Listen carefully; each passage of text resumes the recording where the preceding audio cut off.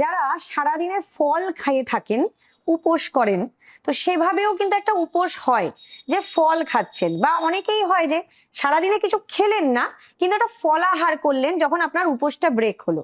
এই ফলাহারটা কিন্তু খুব একটা খারাপ নয়, একদিনে যদি ফ্রুট ডায়েট করা যায় সেটা খারাপ নয়, কিন্তু দীর্ঘকালীন আপনি শুধু ফল খেয়ে আছেন সেটা আবার হেলথের জন্য খুব একটা ভালো নয়। তো কিন্তু আপনি একদিন যদি ফল খেয়ে উপোস করেন কোনো ক্ষতি নেই। আপনি ফলের মধ্যে কলা, লিচু আমের সময় লিচু আম, এমনি সময় যেটা রেগুলার ফল আপেল, শসা, বেদানা, এগুলো খাওয়া যায়, ইনস্ট্যান্ট গ্লুকোজ সার্জ দেয়। আপনি পেঁপেও খেতে পারেন।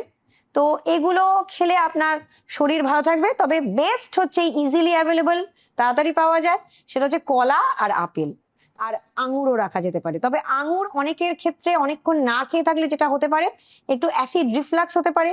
বা মুসাম্বি, এগুলো ডিরেক্ট ফাস্টিং ব্রেক করেই খাবেন না।